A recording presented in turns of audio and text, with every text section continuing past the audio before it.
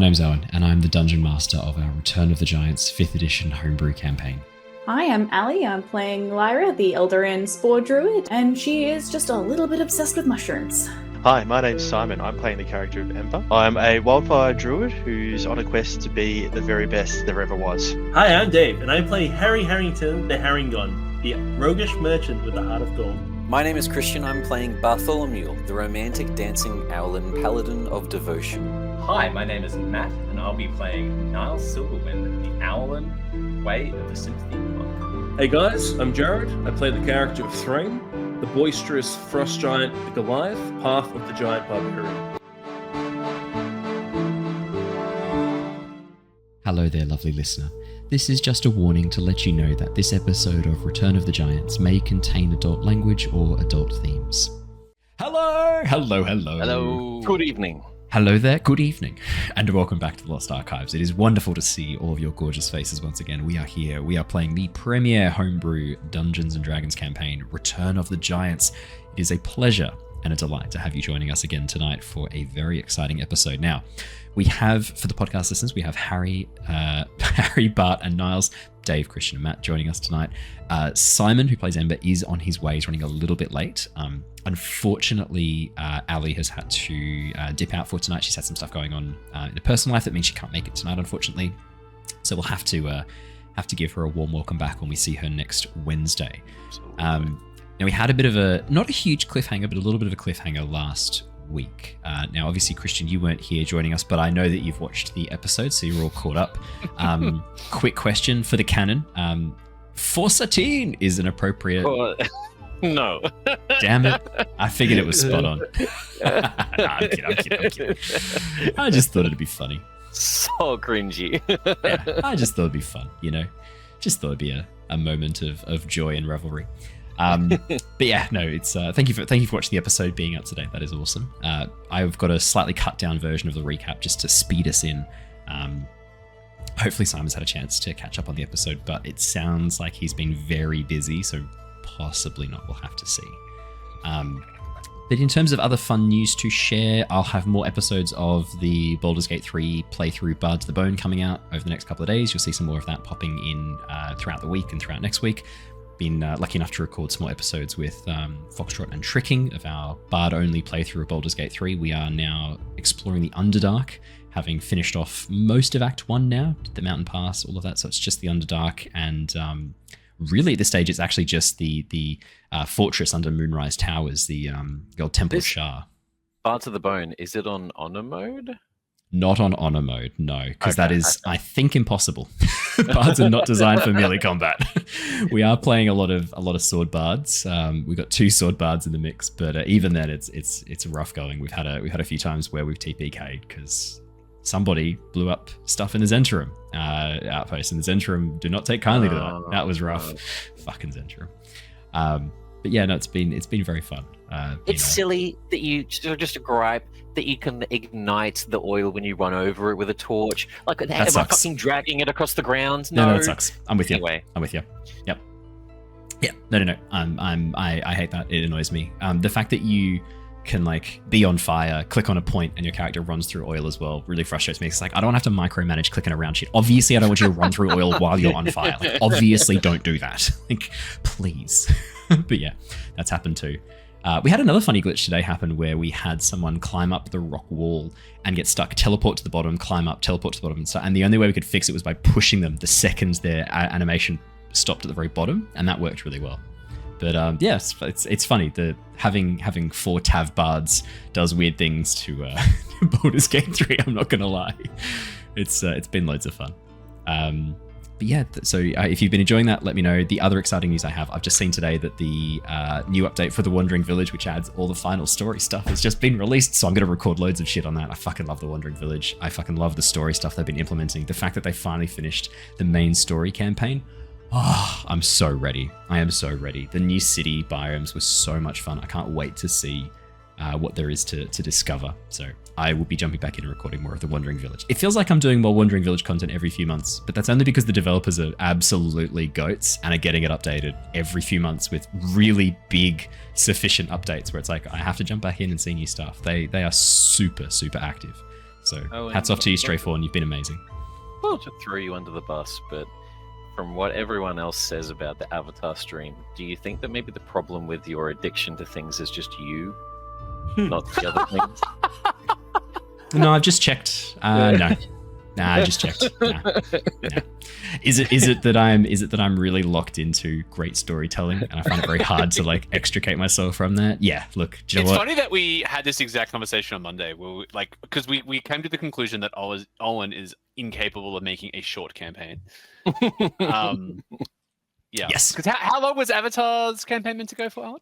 12 Can you remind the group here how long was it meant to go? 12 episodes. 12? 12 10, episodes. actually. Has it reached How- 30 yet? Yeah, we're over 30. Yeah, it's like a joke. We're- Kirsten, you nailed it. Yeah, we're currently up to episode 37 or 38. Holy crap. It'll be 40 to 42 by the time we finish, even at my best railroading I can do. It doesn't come naturally to me. I can't force players onto plot points. I really like. And to be fair, how long was the first one? Embers of War was like 70 or 80, wasn't it? It was pretty long. 62 episodes. This is only half as long as Embers of War. It was originally going to be a playtest. Yes, it was a playtest to try it out. We're only going to do a couple of episodes of that as well. And also Embers of War was going to be a political intrigue campaign, but it ended up you guys chasing like spirits across the world after. Like that was so different to what I had planned out. We never did the I wanted political. to find out what happened with the political intrigue. It's still going to happen. It's still going to happen in the. No, it's still happening. It's still going to happen. We're doing another campaign following Embers of War, like a sequel set 2 years after, and we're going to. Mistakes. The most vague wish they freaking could. And we are going to do that. I'm insisting. I wrote another this 30 whole political intrigue campaign. I was like, I am going to fucking do it. I don't care what happens. It will happen at some point. Hijack, but it was good. We did. Also, there's the sequel's called Rising Storm. Embers of War. So Rising Storm will be what we do when we finish up Legacy of Kyoshi. If you haven't listened to it, anyone who's watching, it's available on YouTube at The Lost Archives, D&D, and twitch.tv/The Lost Archives. And also on Games Pass, I hear. So let's do our recap. Let's jump into the session. I stole it from him. No, it's too late. I've taken it. I've done the thing. Now I get the Games Pass money this week. All right, let's do our recap. Let's jump into the session. The Tempest Adventuring Guild, a name now legendary across the lands of Nostea, is taking on the threat posed by the return of the giants. Lyra, Niles, Harry, Ember, Thrain, and Bartholomew have sailed across the waves to the Shattered Isles, making their way to the site of a volcanic eruption. The group have joined Maloran Orc sailors Mac and Setu and their Triton companion Rilia, denizens of the floating city of Seastride. Travelling on the Orcs' raft toward the town of Heatmeave, the group are now in the shadow of the erupting volcano. Arriving at Heatmeave, the team was surprised to find the town completely abandoned, the evacuation having only begun the prior night. While Mac, Setu, and Rilia took the raft around the coastline, our heroes decided to make their way on foot through the empty streets. Wandering through the quiet town, or in Niles and Bart's case, flying overhead, the group found clear signs of chaos and confusion, as well as evidence of the evacuation described by the orcs. More concerningly, however, were the scorch marks burned into the wooden buildings and piles of ash scattered haphazardly in the streets. As Bart and Niles noticed signs of people possibly hiding within the nearby church, Harry had begun to look through the nearby buildings, spotting a golden tooth nestled into one of the ash piles. As Harry reached toward the tooth, the ash suddenly began rising and twisting around him as two glowing red eyes opened within its form. All across the town, other ash mephits were also stirring. The team pulled between fighting off the mephits and extinguishing the flames created by them. With the ash mephits exploding into smoke and cinders each time they were destroyed, the fires around town had grown large enough to engulf one of the buildings, the building with Harry still inside. Just as Harry was turning to get himself back to safety, he heard a wretched voice call from the burning cinders, "Burn with me."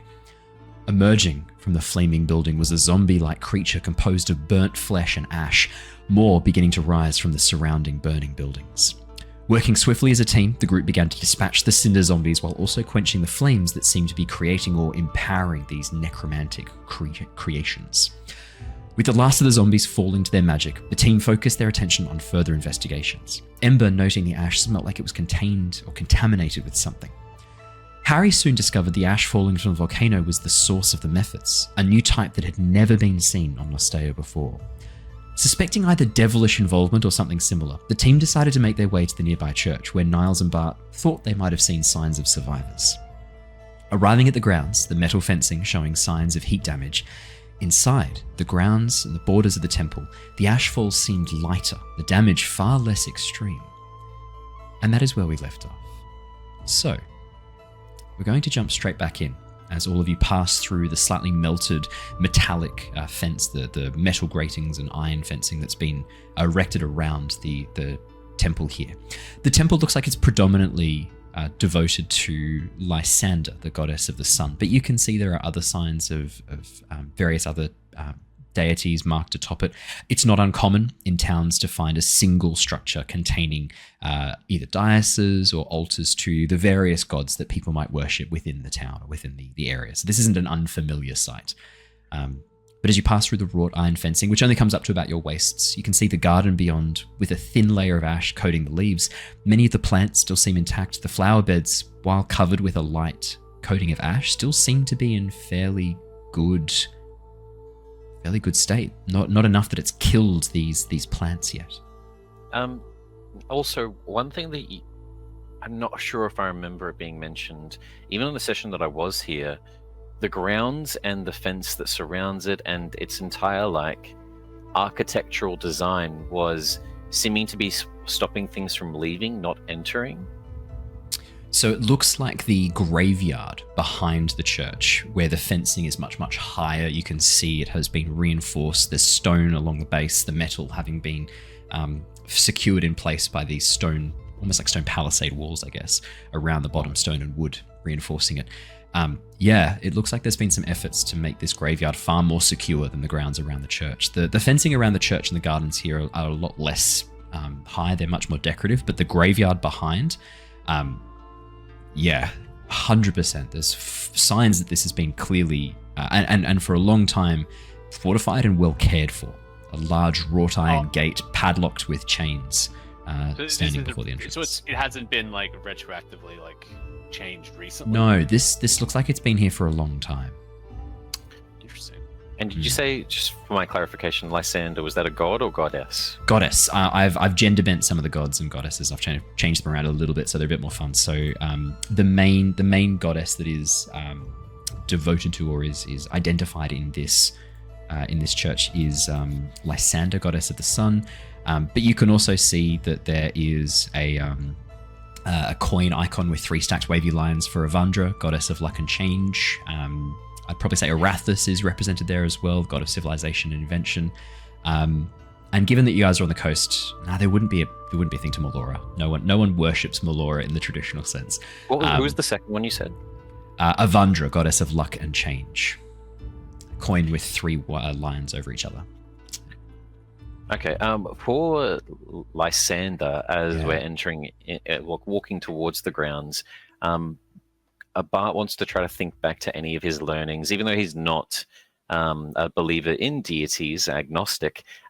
Obviously, studying them, learning about the world, other nations, what they believe in, would have been important for a noble son. Can I try to do a religion check to know 100%. Anything about Lysander? Why this might be happening? Maybe if we need to be careful, like giving an offering before we enter the church or something. I don't know if there's stuff that we need to be careful of. For sure. So religion check for sure. I'll give you, depending on the role, I'll give you information on all the gods that you can see represented here. 13. So Lysander, the goddess of the sun, generally worshipped throughout a lot of the Ocean, the borders of what is the Ocean Empire. Generally seen as a goddess, I should say, to a lot of the common folk, especially those who work in the fields. Even though there's a god, a deity, I should say, of civilization and agriculture. So Pelor is the god of agriculture, but Lysander's always been one of the more predominant forces, one of the predominant religions worshipping Lysander without Oceania. For a long time, that symbol of the sun was actually used in part of the Ocean Empire's livery. it was kind of forced for people to worship Lysander. She herself is generally a pretty hands-off deity. Her main tenets being to walk within the light, to banish those who, or to fight those who perform evil. Very opposed to the act of necromancy, use of magics that are considered distasteful, shall we say, that hurt or hinder people. Has a particular hatred of undeath and necromancy. Okay. Yeah. In terms of the... Oh, yeah, here you go. Yeah. Oh, I was just going to say, this is more of a general question for the world. Because you mentioned that Lysander was a bit more hands-off. Is it safe? Because, like, obviously Melora is very hands-off, as we've now discovered. Lysander is very hands-off. Are there any, like, in the general knowledge of the world, are there any gods hands-on? Hands-on? Yes. Yeah. Yeah. Avandra is known as being very hands-on, the goddess of luck, but not in a should we say, a positive way. Her attention and her favor is fickle, as luck is. And so she tends to be far more active in what she does. Moradin, the god of creation in the forge that the dwarves worship, by all accounts, especially from the hill dwarves over in Balmia, Moradin is very hands-on, speaking to his followers frequently, and directing and guiding the dwarves. Bahamut, the platinum dragon, very, very active within the Draconic nation, within Chiari, with the dragons. There are a number of the ancient dragons who claim that they speak with Bahamut on a regular basis. Obviously not active enough to stop Takesis. To stop what, sorry? Stop Takesis. Sorry, well, Tiamat. Bahamut did play a little bit of a role in that, actually. We never got to really explore that in detail during Tyranny of Dragons, but Bahamut was active during that. And the other god who is exceptionally accurate, who is exceptionally active, is over in the Shattered Isles. There is Sulthai, who is a goddess of undeath. She leads a lot of the Tabaxi and Leonin that exist there in the religion of Mors Sacris, which is this idea of when you die and you're reincarnated, your previous body that you inhabited is still your property, and they believe in raising these as undead to serve their previous owner. They believe the soul carries on and moves between different bodies, and so it's very much a lawful, neutral, lawful good version of necromancy. But Sulthai and Lysander don't have the best relationship, shall we say? But yeah, Sulthai is very, very hands-on. Pretty much all of her followers are able to cast spells through her domain and able to raise dead and to manipulate and to control their undead. And they seem to have far more active control over undead than other necromancers. But she is very much a lawful to lawful good leaning force in the world. I do miss Shivers. Shivers was a great character. We had a player character, our Tabaxi, wanted to play Tabaxi Necromancer. And I was like, well, do you want to, we haven't really done much with the Tabaxi religion. Do you want to delve into that? So we did it very much like the Egyptian, where they like honor the dead and look after that. So Mors Sacris literally translates to the honored dead or the honorable dead. It's a lot of fun. It's a great concept. It was lots of fun. And it was fun, the idea of like you have all these like terracotta warrior style undead who've been like encased in pottery and things like that to give them these forms that serve and are used as a force to build, to create. Rather than having slaves, you use the corpses of your past bodies, is what they believe. Yeah, it was fun. As we're walking in, Bart will bring up, I don't think we need to be too worried about any sort of acts that need to be done, unlike there was with the stone giants kneeling down.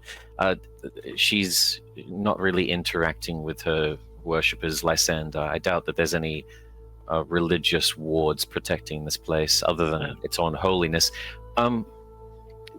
Whatever happened in the town just then, my only encounter has been with the stone giants so far, and obviously there was that one that was being raised, the king, by Obsidian Foot.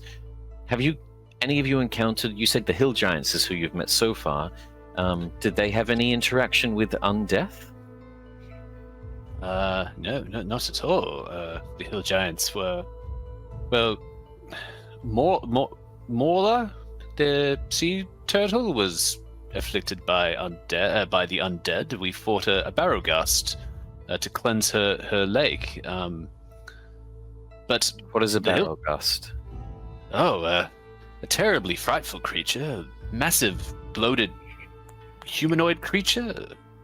He seemed to. He was quite difficult to take down. He seemed to infect the world with decay and darkness. It was actually through the efforts of Ember that we were able to restore the grove to a more suitable state after we defeated this Barrowghast. Oh, you're giving me a lot of credit. I just cast plant growth. Oh no, it was still quite impressive. It was good that you were there to be able to renew the earth. So, a large humanoid, obviously sounding fairly close to a giant, and you said the dragon turtle had those conflicts with the hill giants. It wasn't so much a giant. It was more, well, not a giant that I've seen. It was like a very obese, rotund humanoid. I wouldn't say that it was the size of a giant. It looked like it had been. It wasn't like a continuous body. It kind of looked like it had been. I don't know, like lots of bodies have been melded into it. It was like a hulking mass of like rotting flesh that was vaguely humanoid shaped. It stank. Like, it was not gross. Pleasant. It was gross. No. I'm trying to see if there's any connection. Well, the hill giants asked us to end it, so it was like they didn't like undead. They didn't. Well, it seems the same with the stone giants as well. My thesis isn't that the giants are necromancers, but that maybe there is some form of their technology or magic mixing with our own. I don't know, that the two main themes that I seem to be seeing is these primordial creatures that each of them have a connection with, and a form of necromancy that seems to pervade in each of them. Even their technology, that black undead floating island. Oh, you mean Noctis? Yes. To be fair, I don't think it was like that when the giants were around. I think that happened after. No, I understand. I'm just trying to see if there's anything that we can glean to get an advantage on what we're facing. I was hoping maybe this Barrowghast had some similarities to what's happening here with these flame-raised creatures. That's a good point. I hadn't thought of that. My hypothesis was that these creatures seem to be, well, I've never seen an ash method before. I haven't heard any mention of them. The elemental planes, maybe there's a little, maybe it's my theory that I was thinking about before was that perhaps it isn't a volcano erupting and just a hole in a dimension. But Ember did say that it was the ash from the volcano itself that's turning then. yes. That was Harry. Harry was the one who noticed that. Oh, Harry connected that. Ember just said it smelt weird. It's like there was some chemical aspect to it. Familiar. A familiar kind of chemical aspect, similar to the ash, the chemicals they add to sand and silicon when they're blowing glass. There was kind of like a familiar scent there. He couldn't quite put his finger on it. That's right. Harry was the one who noticed that the ash was the ash that's falling from the sky. Some of that ash seems to be creating these ash methods. And Yeah. it wasn't falling naturally either. It was like swirling around and almost like magnetically charged without actually any of the air. Yeah, that's right, Harry. It was like coagulating in the air. It was odd. It was. Are we in a hurry to save the survivors in the church, or are we? Oh, no. We can go in there now if you're ready. We are here after all. I was worried that there might be more dangers inside. That's why I was trying to do some quick tactics, I guess. I think. I feel like if there were survivors with my whistle cries from earlier above the city, the combat that happened, they would have shown themselves. Well, we could just knock on the door and see if anyone replies. Well, we could always just listen on the inside, like listen first and like scout the area. How do we know there were survivors in here again? Oh, well, Bart and I saw some movement through the windows. I also used one of my magics to locate, attempting to find the nearest body, because everything just seemed to be ash, and it pinged to the church before I had to. Was break it an alive concentration. body you were searching No. for, or was it just? Okay, so Yeah. there may Then, not actually be any survivors in here. No, that's what we're worried about. But you do bring up a good point. Maybe we don't need to be friendly. Maybe it's better to be careful. So you going up, having a bit of a look, and then reporting back to us. Yeah, I mean, yeah, sounds good. It is bizarre that the ashfall here is lesser than what it is in the village. It is. Well, As you look up, there's I thought much it less was just ash a falling over religious the thing. church. Much less. Is it a religious thing? I thought it was just these gods. I don't question any of it, but Well, the Nostaean deities aren't widely taught in the Eris theocracy. We are quite agnostic in our faith. So Necromantic ash. it could be a side effect of. You said Lysander was a goddess of life. So perhaps it is a boon of hers that this area is protected. Then. Well, that makes sense. Obviously, that's just simple cause and effect. But it just makes me question even more where this ash is coming from. If it was just from the elemental plane of fire, that would make sense. But why is it mixed with necromancy? Why is it adverse to Lysander? I've never heard of a undead fire plane. I mean, a more horrible. Sorry, Harry. you go on. A more horrible thought that comes to mind is, what if it isn't a plane to the fire, an elemental plane of fire? What if it's a hole to Avernus or one of the hells? That would be much more concerning. Do either of us? I mean, like, I got my my wand, but do we have to detect magic, or should I just have we checked if the ash is actually magical? Oh, you have your goggles. You could investigate, Harry. Well, I got the one that shows me magic stuff, even better. I think the only other yes. availability we have similar to that is Ember's magic, but that takes some of his own stamina. So if you have the wand handy, now's a better time than never. Harry pulls out the wand and says the magic words. Make sure you use your magic words, Harry. What are the magic words, Harry? Boo! So Ember can cast Firbolg. One of his Firbolg magics is detect magic, so he can actually do hell what he needs yeah. to as well. That's once per day, though, right? The Short wand rest. has a Yeah, couple of Detect magic and charges. disguise short self rest. once per short rest. He can do detect that's pretty magic good. and Damn. not bad. All right. But if you've said bippity boppity boop, then that's what we're gonna do. Yeah, it's done. It's That's done. the Yeah. one. So I think he gets like 3 charges a day or something like that. That's pretty good. As you cast detect magic, Harry, in a zone around you, you see magic illuminated. How do we say the wand did it? Did it highlight things as you were holding it? You could see things No, glowing I think with it changed my eye to look really odd. I think my eye turned into like a gem or something like that. Like it actually. That's right. slid. Yeah. We made it really Yeah. horrifying. Yeah. Exactly. That's right. As you say, or just one eye. I can't remember. it's up to Wait, you. is that with the goggles or the wand? The The wand. wand. He made the Oh, the wand really wand. What is- horrifying. Yeah, What do yeah. the goggles do? It's just goggles that he Oh, they're just has normal lenses and he flicks in lenses that zoom in and Not that it's Yeah. important, Dave, but I'm pretty sure it was one eye, and it was the eye that the wand was holding, like that side of your body. Oh, yeah. So I'm pretty sure it was. If the other So- eye just blinks like organically. Yeah. That's So terrifying. within 30 feet of you, you can see things illuminated with like an outline of the magic that they belong to, the school of magic that they belong to. Apart from the obvious things that we already know about, the items that the party are carrying, the various things within 30 feet of you, Harry, you can't see anything glowing with magic. Even the ash as you look at it, there's really not much magic to it. Interestingly, as you focus on it, there's no distinct magic that is affecting this ash. There's traces of the weave. It's just not directed into any one of the schools, and it's faint. It's very faint.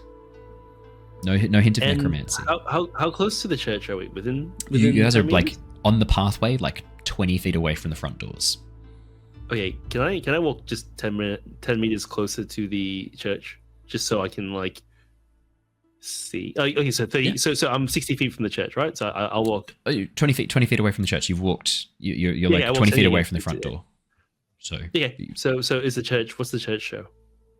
it's a big old building. You can see that it goes back probably about 60 feet towards the very back. Is it glowing in magic? No, the church isn't glowing at all. Specifically, the dome that's around it, where the ash is not falling on. No There's no glow. magic I can see. Not with it. No, none at all. Hey guys, this is weird. There's no magic explaining what the dome is doing to block out the ish, and there's no like clear magic in the ish either. Above board, I'm thinking that maybe the ash really is some sort of fucky giant stuff, and this is some sort of like airborne organic Nanobots. virus. Yeah. And that's why I'm thinking is magic.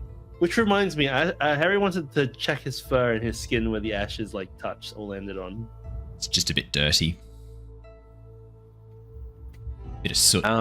You have to have a bath, Harry. Well, I needed one for a while. should we just? What about the survivors? Are we going to? Plastic bag. We still wanted Harry to possibly get a peer in. Harry, Yes. even if you can't see any magic, maybe There's try to windows get you a can peek through. glint in one of the windows. Yeah, there's windows along the Yeah. side you can pick. Quiet as you can. Harry ninjally, stealthily crawls, Ninja weaving it out, Lee. rolling between The third? bushes. Ninjally. Ninja Lee. It is to Harry. It is to Okay. Harry. That's what he's Yeah. saying. Ninjally. Could I get a stealth Ninjally. check? Yeah, exactly. Yeah. Yeah. Ginger Ninja Lee. Could I get a stealth check, please?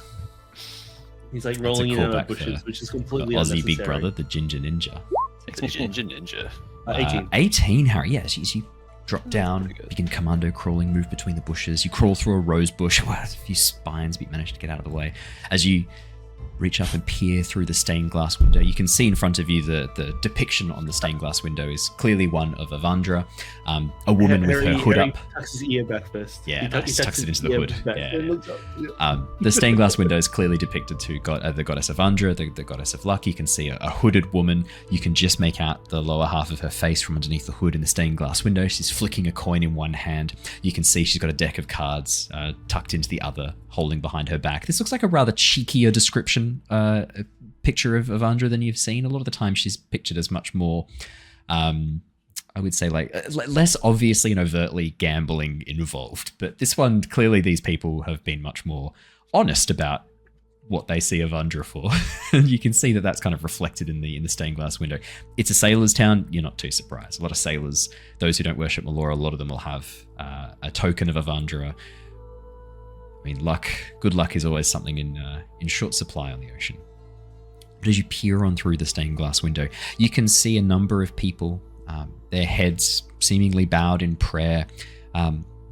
Maybe 8-9 people sitting in the pews, looking up towards the central dais. You can see that at the back of the back of this church, there are 3 main altars with statues on them: Avandra, Arathis, and Lysander. 8 or 9 people, heads bowed. No one seems to have noticed you. There's no one really looking around. Are they blinking and moving? Well, you can only see the Like, are backs they- of their heads from here because you're right near the entrance, right? And as you look in, you can just see people, heads bowed, sitting still, seemingly praying. any and up at movement the- at all? Like the slightest bit of like. Head You're starting bob? to know me too well, Dave.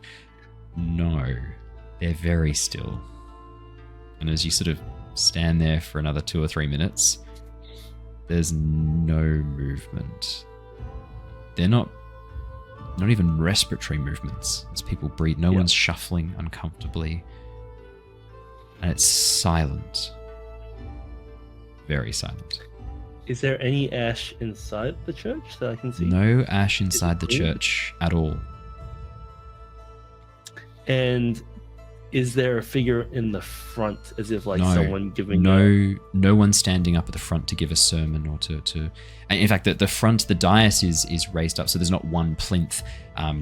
There's just the 3 statues at the very end. So it's not necessarily the kind of setup where you would have a priest there giving sermons or lectures. This looks like a place where you go to have a commune with your god or goddess more privately. This isn't like a church devoted to one deity, because it's a more multidisciplinary church. It's far more utilitarian, shall we say.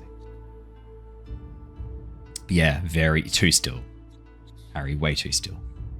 What's the quality of? Because you said they're in cloaks, praying, right? Oh, Like, just so some of them are wearing what looks like travelers' cloaks that have been thrown on. A lot of them aren't. You can see heads bowed, hair, some of it dusted with ash, some of it not. Mixture of men, women, maybe a child or a gnome sitting towards the front. Hard to see from here. Harry will go back and report to the others without taking any independent action, because he's not that kind of boy. He's a good boy. Oh. Yeah. So he tells them everything. Yeah, I don't think they're not moving. They haven't. I was there for like 3 minutes, in nothing. I hate to say, but I think it's best to be pessimistic in this moment, and we should enter as if this is maybe going to be a fight in case there's more of those cinder zombies. I agree. I still want to investigate. I don't want to just leave it, but Or something even more sinister, because there wasn't any ash in there, and something affected these people. It's really creepy, actually. Oh, sorry. Did Harry's eye pick up any magic when he was looking in the window as well? No magic within 30 feet of you. And was some of the people on the pews within 30 feet of me? Yes. Yeah. I think we should err on the side of caution. I agree with Bart's approach. Don't know what we're getting ourselves into, but maybe Bart should put on all his armor and knock on the door. In Niles and I take a side point in. We can jump in and fight. I'm happy to take lead. It'll take Bart a little bit of time to get his armor on. Well, we've been in such a rush recently. I don't know if we're in too much of a rush right now, are we? I mean, it doesn't look like there are survivors that need any assistance, unfortunately, by Harry's report. Okay, well, we can't be wasting too much time as well with Mac and them, but it might be a good idea for what Harry said. I'll chuck on my armor. Some of us can keep watch to make sure nothing enters or exits this church. And did a couple of you want to also go back and maybe report back to Mac on the coast? You watch as Ember and Lyra sort of look at each other, pause for a moment, and Ember goes, "Actually, I was going to suggest the same thing. I think that's a good idea, and I wouldn't mind getting a bit of a closer look at down towards the harbour, the ash that's gathering there. I feel like there's something. It's at the tip of my tongue, and I just need to jog my memory. So if that's okay, I'm happy to head down. And no, that Lyra would be good, because probably would be good not to go alone. 100% don't go alone, and we also don't want. It's probably a good idea to report to Mac. We don't want them searching for us and coming into the city. We don't want them wandering into town. Yeah. Oh my god, can you imagine Rillia the Triton ending up fighting fucking fire-throwing ash methods? Oh, the smoke? Guilds? Oh, that'd be bad. Yeah, no. Nope. Okay. Ember, are you able to color your fire at all? It might seem a bit strange, but I was thinking if you do come across any issues, if you could do some sort of fire in the sky or some sort of way of indicating that you're in danger, I could always fly to your assistance if need be. I can get there quite quickly. Actually, I have my glassblowers kit with me, and to stain glass, we sometimes use powdered metals and things like that. I could send that with Flicker. Flicker could fly it up really high and then do one of the fire seeds with the metals, make a little, almost like a flare. Just in case you come into any more grief with those with any more ash methods or those cinder zombies. I can do that. That's super easy. Excellent. Well, that's settled then. All right, Lyra, Druids, on 3. 1, 2, Druids. They do a little high five. Oh. Mark. Be safe, guys. Don't get into more trouble than you need to. Okay. Hopefully we'll be meeting with you soon, but Niles has one, I'll give you the other, and I'm just going to pass them my Shadow Mark Sending Stone for now. Oh, yes. Head that we have. Cool. Harry will give him... Harry will give them his bag of holding as well, since Niles has one. Oh, yes. Oh, yeah, I don't think we're going to be picking up too much stuff, but hey, there's always a good chance to loot stuff, right, Harry? I don't know what you're talking about. Any chance... Legitimate plunder. You watch as Lyra opens the bag hold and goes, "Heart of gold," and reaches in, fumbles around, pulls out an empty hand and goes like, "I really thought that would work." I thought you might try it. Just in case you find some evidence or something that's good to take, like some of those stones that we found once and stuff. Yep, no, sounds good. All right, we'll stay safe. You stay safe. We'll reconvene back at the docks, back down at the harbour. Okay. Perfect. Good luck, guys. See you soon. Bye-bye. Thank you very much. I was about to have Ember suggest the exact same thing, Christian. You beat me. I just didn't want to interrupt your flow. You're doing good. I was fighting every urge not to be a jerk and be like, I'll go with them. But- Thank you for saying that. Oh no, I it just appreciate the thought, not even like making things easier. I just had like a horror in my mind of the Maloran orc like wanting to be like, oh, where are they? Maybe I should see if they're okay. Walking into town, and then just like us getting ambushed. The Triton is the worst. Like, can you imagine Aurelia like ending up inside the town being attacked by fire methods? Like that'd be Ash methods shooting fire. Like Aurelia would be that's it. That's game over for the Triton. It's really terrible. With the guilds and everything, and like that. Yeah, it's pretty bad.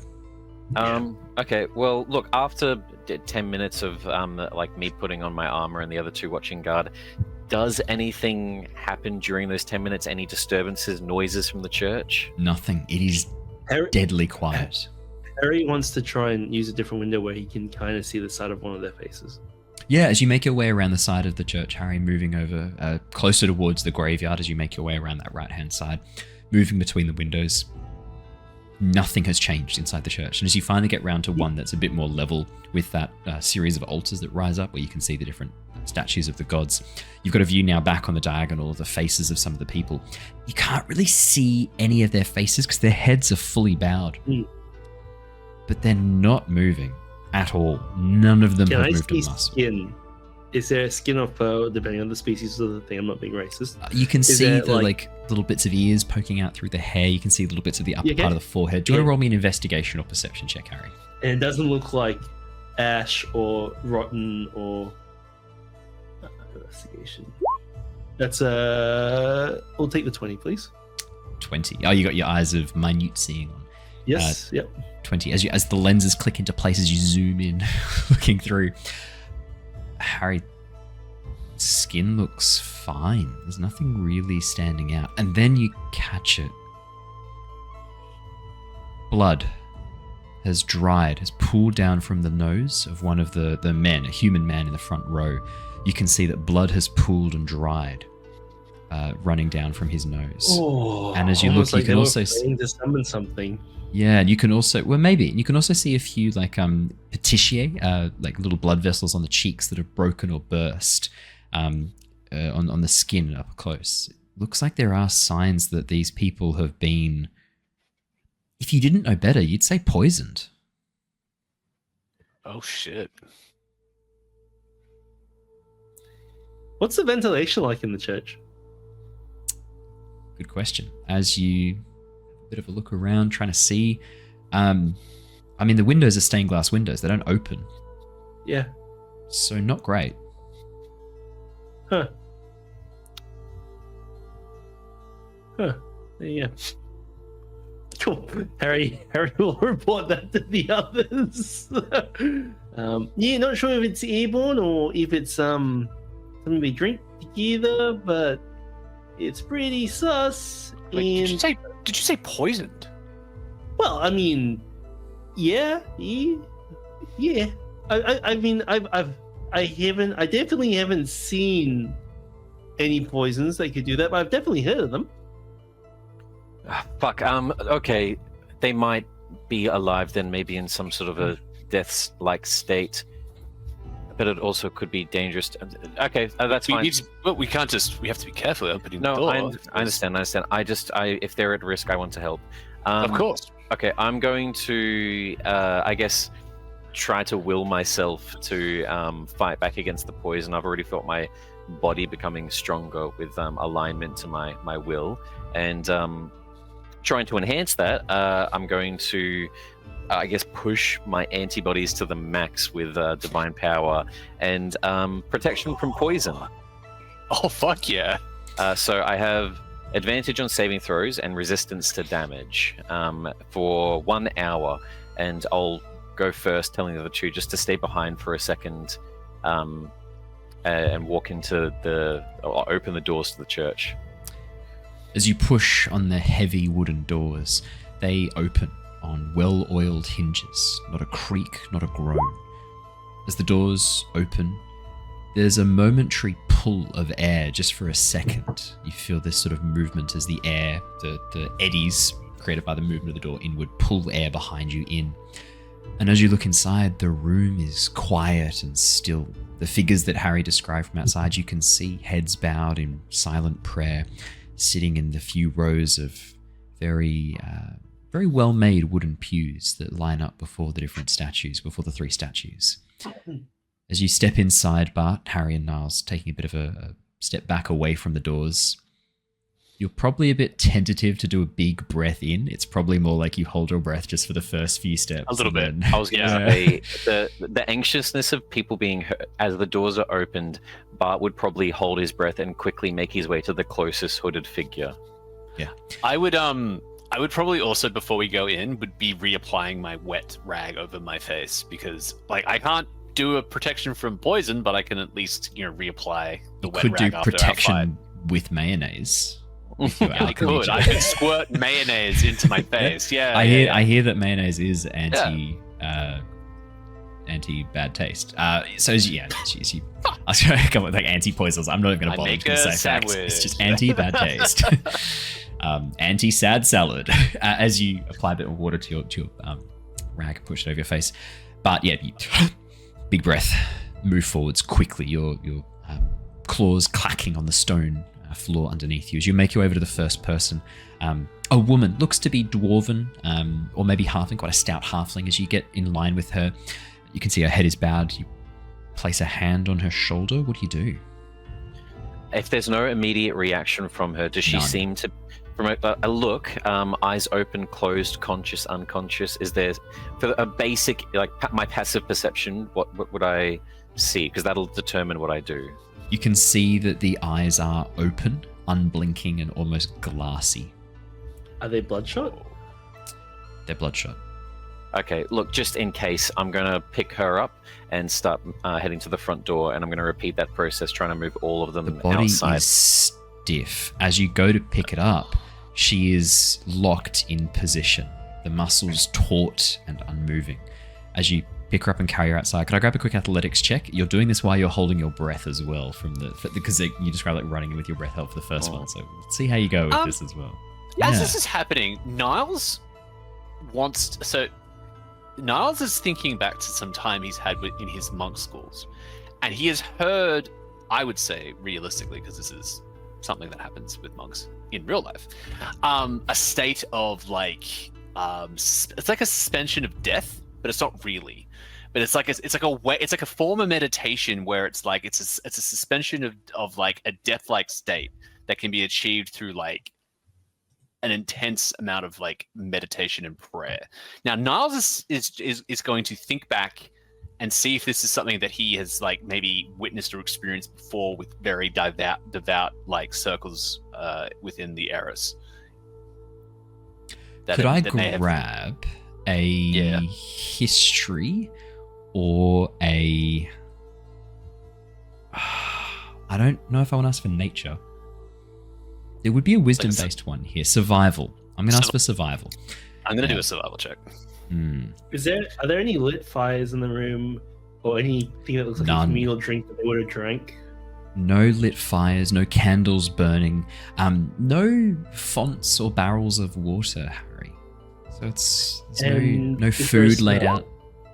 Are you heading inside the church, Harry, to have a bit of an investigation of this? In the doorway? In the doorway? No, you can't see any of that. 6, Niles. Yeah. 6. You've heard of this technique. Your master told you you were not yet ready when you asked to learn it. Yep. But with the 16, you get outside, place the dwarf woman on the ground. You can indeed see she is a dwarf. The sideburns are a dead giveaway.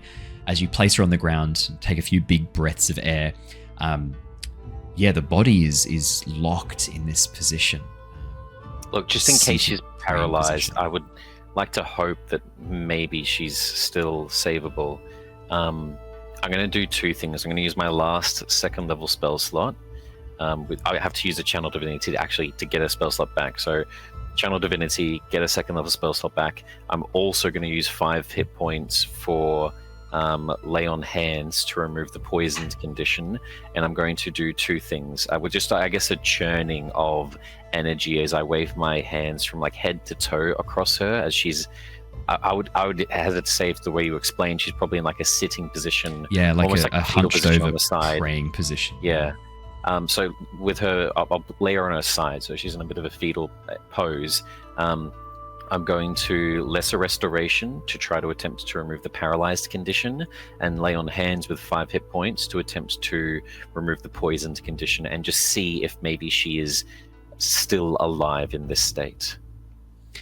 As you release the magic of your channel divinity, of your devout connection, you feel the magic enter the body and fade. The weave unable to connect to any life force there. As the remove poison works, though, you watch as how would this visualize? I guess as you cast the remove poison, you watch as the faint, almost like this semi-translucent, very, very light whiff of this sort of noxious yellow gas escapes from between her lips as you cast the remove poison. But the body is, this point, Bart, you're very confident this person is dead. Okay. And has been for a number of hours. But the paralysis is more than just rigor mortis.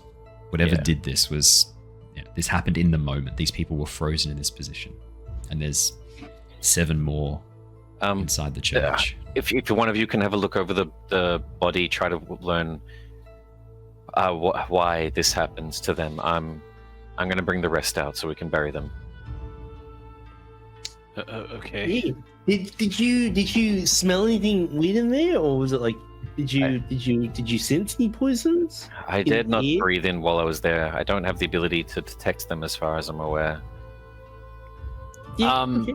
Niles will try attempt a medicine check. Yeah, 100%. If Harry's helping you with that, you can have advantage. Can Harry help by wearing his goggles as well? Yes. As like that, and he's also looking specifically for puncture wounds to the skin. Okay, for sure. Yeah, so that's a help action. Oof, jeez, we need it.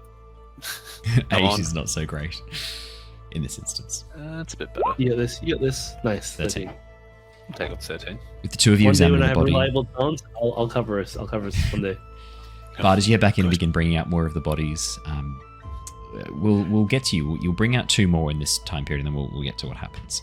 But Niles and Harry, as the 2 of you look over the corpse, there's no obvious puncture wounds or sections of broken skin. Examining the body, Niles, you have to agree with Harry's initial diagnosis. Poison seems to be the most obvious here. This person, you can see signs that they suffocated.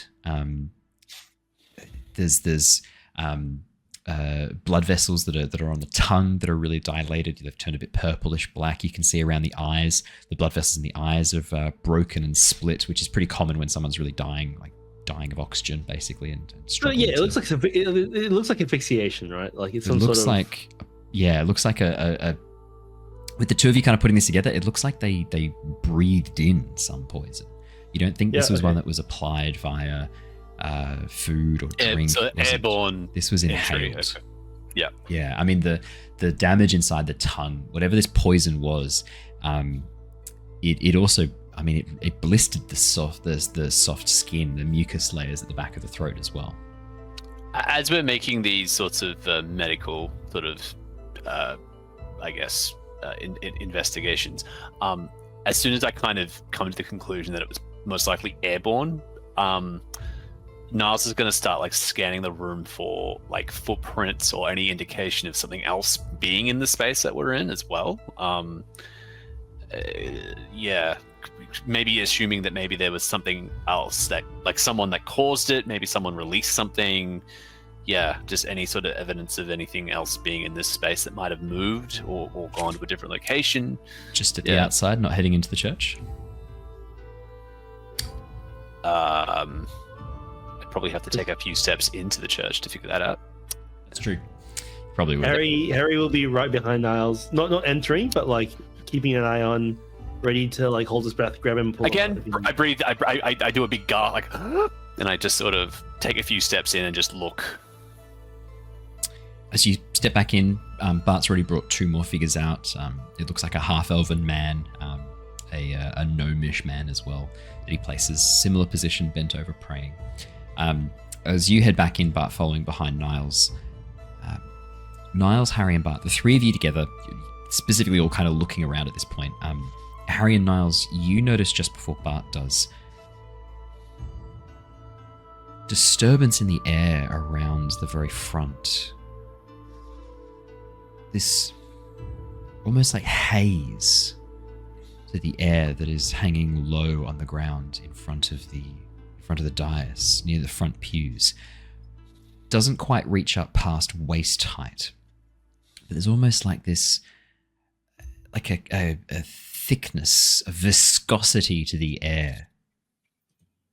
And a slight coloration, this almost like yellowish coloration to it. This kind of off haze that you can see. Whoa. Swirling and moving around the front. Bart, as you begin to get a bit closer, you notice this as well.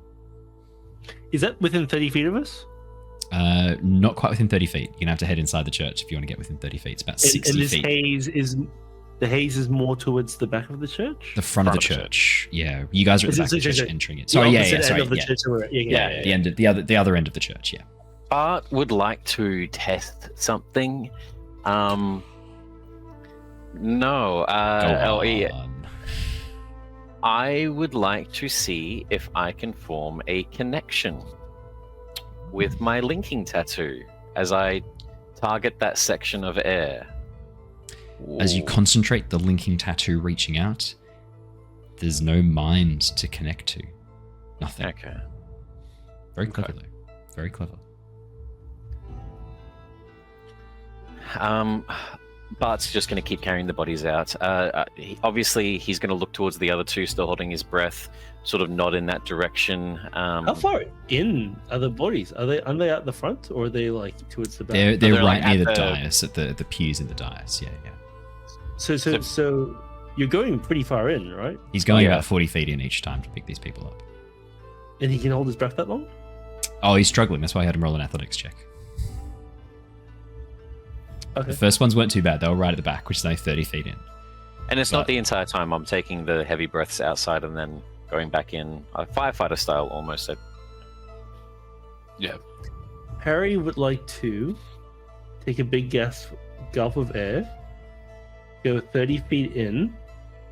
I don't know if his eyes are still active, but he would like to stomp his foot as well and use his tattoo, which to perceive all creatures and objects within 30 feet of you, unless their presence is hidden from divination magic. So Harry's gonna look for use your radar tattoo. Everything. Anything underneath the ground, anything above on the roof. Fuck, this is the one where we all played like that. You tap the floor a little bit and it just echo like radar radar pulses. Yeah. I was thinking like Toph from Avatar with sick. As you the witcher practices a medallion. That's it. As you tap your feet, Harry, and you feel that vibration move out, this echolocation that you've developed through the use of your tattoo. As the signal comes back, you can detect Bart, Niles, the bodies, the pews. There are no other things really in here. There's no other creatures that you can see. There's other dead creatures. There's some rats, some insects that are on the floor scattered that are dead as well. But nothing else. Are there any liquids? No or liquids. Aerosol, like no liquids. No liquids. Oils? No oils. Can I sense airflow? Is that not something I can do? Not so much with a radar tattoo, but Yeah, I mean, even then, like even if we say the radar tattoo reveals everything that's not hidden from you with divination magic in the air as well, not just touching the ground. The air is thicker. There's some quality to it nearer the front, and it's thickening every time Bart steps in and disturbs one of the bodies. It's getting thicker and thicker each time, rising up. What? Almost like us moving around is agitating the more you disturb. Yes, exactly. Yeah, 100%. You can even feel a change from your thumping. That's enough to trigger a little bit of change. Standing in the entryway, I sort of like look at Harry, and I sort of say, This is strange. This doesn't make any sense. If a poison like this, airborne, there would have been a struggle. Surely these people would have tried to exit. But look at them. They're all in a state of prayer, meditation. They didn't make any attempts to leave. The door was open, wasn't barred from the outside or anything. What could have done this? Harry doesn't reply because he's in the middle of the room full of poison. What do you And he mean? goes back to the back door. I don't know what you're talking about. I thought you walked back after. Yeah. So I'm already back. I said to. I'll say to. I can say it. Yeah. I said. Yeah, Harry is here. Yeah, I mean, it depends how quickly it was as well. If they even knew, right? Like, Well, that's what I'm thinking. heard- It must have been fast acting then. Surely. Yeah, but I mean, I've heard of a thing where there's no oxygen in the room, or the air is full of things that we don't use to breathe, and you don't even realize until you pass out. But the stiffness is weird. The definite stiffness is weird. Yes. But also, if we get all these people out, I mean, our mission here isn't to figure out what this church is doing, right? Or No, I simply want to get them out in hopes of maybe Yeah. forming some sort of a large, I don't know, burial. Put them all in a single. we should also write a note and leave it on the front of the church so that nobody else enters. That's a good idea. Yeah, No, we don't have time to stay, but I would at least like to bury them all in. Probably not time to dig a grave for each one of them, but at least put them all in the earth. Do you there's want one to do other an thing, experiment sorry. once you get them all out? Oh yeah, what's the other thing? The only other thing Harry does see, if your detect magic is still up, as that cloud begins to grow denser and denser, you begin to catch signs of abjuration magic woven into the cloud. This little disturbance in the air growing denser, you catch weaves of abjuration. Interesting. I am not familiar with my classes, so abjuration magic is protection, banishment, and negation of harmful effects. A shield spell, but the protection from poison spell that I've got right now. Is abjuration. So just setting the scene real quick. With so we've obviously got the front. Oh, sorry, part of this. conjuration. Sorry, What is that's my bad. conjuration? Conjuration. I'm trying to look out of my left eye, and I'm like, looking through hair. Conjuration. Sorry. That's much more Conjuration. dangerous. Much more dangerous. Conjuration. Yeah. Something's. Yeah, it's like they were sacrificed to something. Do we want to leave this, or do we want to run an experiment where we leave the door open and one of you flap your wings from the outside? Well, I was thinking that, but maybe once all the bodies are out and buried. Yeah. But Hope for beer after that. To say. Just setting the scene real quick, Owen, is this is obviously at the I'm going to say quote unquote front of the church, which is where the altars are. Is there a room at all or any other areas behind? It looks like there's another story up above. It looks like there's a partial tower up above, which is probably where there are storage rooms and things like that. And it looks like there's a residence behind as well, a much smaller residence, which you could probably access out the back as well. You imagine that one entrance. When we were flying around before, did we note any other access points, or is it just the front? The main entrance at the front, and then it looks like the little tower rising up, the little trapdoor up towards the tower, and then at the back, that kind of what looks like an apartment attached onto the church. Like a lean-to type of apartment. Okay. Yeah. So no other back entrance to that residence. No other back. Well, I mean, like a doorway to that back entrance, a back entrance to that residence for sure, but no other main doors into the church. It looks like it's very much. I mean, this is a small town, single. So there is door. There is an entryway to that residence at the back. Yes. On the outside. Yes. Okay. Well, with that information, Niles might sort of turn to the guy, to Harry and Bart, and say, "Is it worth perhaps investigating the residence at the back of the church? Perhaps we could." I mean, I just think that there's someone's done this. This doesn't seem natural to me, and yet none of this is natural. I don't know. I don't know what to make of it. But perhaps we could investigate the back of the church here. Maybe look in the residence, see if there's anything there. Oh yeah, I mean, I agree. This is. I mean, it might be relevant. We don't even know. I mean, the rest of the town is being overrun by methods, but this place they look like they died only a few hours ago, which is when the volcano went off, right? Like, I mean, a bit after the volcano went off. That's right. And go on, sorry, Niles. I mean, you looked through the town. You didn't see any people like this in the town. This viscosity, this air, it seems to only be localized to this room. It doesn't make any sense. Immediately, we don't know if the people in town were like this before they burned down, before they fell into Ish. That's a good point. But they went lower their heads in prey, and there definitely wasn't this viscosity. So, can Harry just have one more look into the room before we decide to go around the back? For sure. Is there? Bart at this point only pulled anything 4 bodies out right now. Oh, At okay. this point. So we got heaps of time. Yeah. Harry will take a step into the room. He'll look around. Is there anything in here that looks like isn't a Sundre adjacent? Because it's a church to her and 2 other gods, right? 2 other gods, right? Is there anything in here that stands out to Harry as not a religious object to one of them? Can you make me a perception or investigation check, please, Harry? Definitely. Those goggles to use. I might do a perception because it's a +7, Better. which is a 24. 24. Hell yeah. Harry, there are a number of items which aren't specifically devoted to worship in this temple. Again, this looks like it's used as a bit of a community hall as well, from the looks of things. You can see tables stacked up against the side. There are what looks like a box of children's toys at the very back. This is very much like a small town community church. There's a lot in here.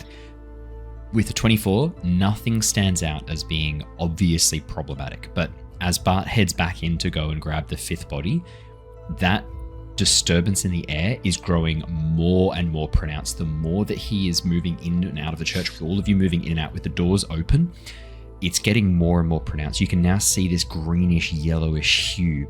And what's more, as you follow it, you can trace it back towards a small wooden door that leads into that, what looks like apartment maybe, or lean-to attached to the side of the chapel. Oh, okay. One more question. The people that were in the pews, there were 7, right? 8. Yeah, 7 to 8 people looks like. I'm going to say now at this point, you can see there's 8 people here, yeah. Are they any of them of the same race? Because you've only mentioned different races. And you mentioned there was a kid. Were they with a parent, or were they just by themselves? You thought it was a child. It actually was a gnome. You can see that it is a gnome woman.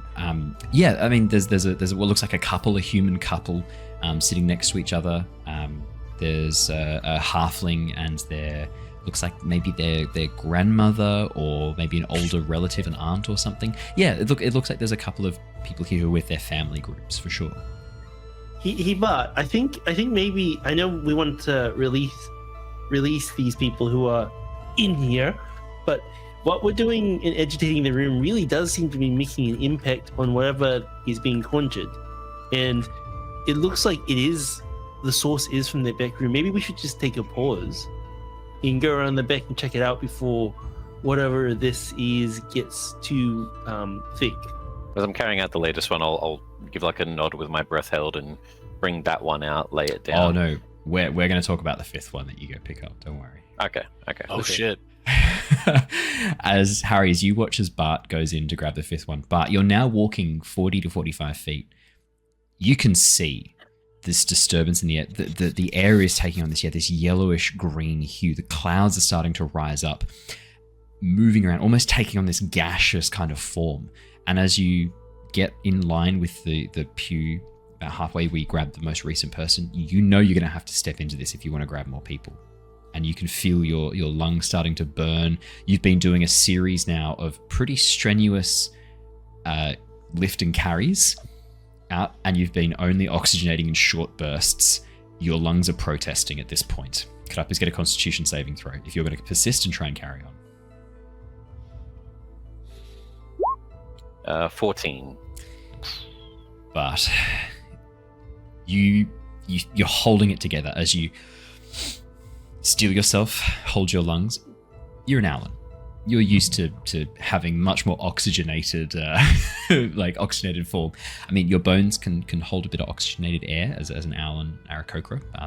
The hollow gaps in birds' bones actually allow them to hold some air, which is kind of crazy. Acts as like backup air sacs. But as you steel yourself and step into the cloud, immediately you feel your eyes begin to sting as you do. Something about this is not right. And as you get to the next person, which in this case is looks like a wood elf from the looks of things, a wood elf woman. She looks, maybe late 40s if she was a human, so who knows, maybe like 200 or something as a half elf. As you pick her up and carry her out, your eyes are stinging fiercely. And as you get to the front, Harry and Niles, you can see the sclera, the white part of Niles' eyes, is red. There is huge amounts of conjunctival injection. The blood vessels are really raised and really obvious on Bart as he steps out, having stepped into the cloud of poison, even with your constitution save. Just to check, was this just me holding my breath, or was this against the poison? This is you holding. That was just you holding your breath. You haven't had to experience the poison yet. I'm doing a visual example of what's happening. No, that's fine. I just wanted to check, because obviously the protection giving me advantage, but if it's just me holding my breath, okay. I think I've got to do something for chat really quickly. There's a lot of comment about how long my hair is right now. So this is how long my hair is right now. I feel like I'm ready to start an early 2000s band here for sure. Nice. I'm committing. I'm committing to the surfer look. I'm going to grow it fully out, and I'm going to have like the weird like scientist in an 80s sci-fi surfer look, cross surfer look. I'll let you know how it goes. I'll nod to you, Harry, as I come out, placing the fifth body down. I'm not feeling the best either, but I still want to put the others at rest. But we can wait. We can see what's back there first. I don't want to walk into danger. I mean, you don't look great. This could be pretty bad. How are we looking for resources? I'm honestly running a little dry. I used up quite a bit in that fight and trying to find these hopeful refugees. I should be okay. I can call upon my focus to return to me if need be. Yeah, and I think I can do a bit of healing still with my giant stuff. I can't actually remember how many HP I can do, but so we can. I think we'll be all right. In fact, I think once per long rest, I can regain a spell slot. Would you say that the time taken to put the armor on before would have counted as a short rest? Probably too quick to be a short rest before when we were watching the armor. It's not really restful activity strapping armor on and getting it all set up. I meant like while we were waiting. Donning it only takes about 10 minutes. Yeah. Only 10? Yeah. Pretty quick. Don't worry about it. Yeah, that's fine. It's long in combat, but short in roleplay. That's fine. That's fine. I don't need a lot of things. To be honest, I'm just there to act as the shield in front, so... Okay. Harry will use the 1 minute while Bart's recovering to use Magical Cunning. Once per long rest, you can Exoteric Rite for 1 minute, regaining up to one expended magic spell slot. Nice. Oh, yeah. Very nice. That's cool. What does that look like, Harry? Do you like start summoning some like random shit, like illusions forming out of your hand? Do you like draw a little circle on the floor? Do you just sit there very quietly and concentrate? I reckon he just has a chat with Figment. They just banter. Yeah. It's like they crack open a beer and just like shit talk. Yeah. That sounds about right. Do you do that for everyone to see? Good question. Okay, I guess everyone sees him. Everyone sees him sitting there and just like meditating and muttering to himself under his breath. But in his mind's eye, they're on deck chairs on the porch of Figment's backyard, just cracking open up beers and having a chat with their feet up. Wow. Yeah. Is there... Look, I'm happy to roleplay a little bit with Figment if you want, if there's anything you wanted to ask him or go to Figment about. Otherwise, we can just say that you have a chat with Figment. Yeah, just have a chat. Cool. Yeah. Easy done. I like to think they're watching the action replay of like from Harry's perspective of the last fight. Yeah. You're like, yeah, when you came up from the darkness and just stabbed them in the head. Okay, now I have to respond as Figment. All right. Let me get it up. Give me 1 second. Yes, that was very disturbing, Harry. Yeah, which is this is the part where Niles walks into the wall. Oh, I see. Yes. Does Niles always do that? No, and it's not usually funny if your friend gets hurt, but because he was okay, it's funny. I think I understand. Does Niles need help seeing in darkness, Harry? I could perhaps assist him. Your new hand has been working so well for you. Perhaps Niles would like some new eyes. Ha, ha, ha. Good one. I like that. I think.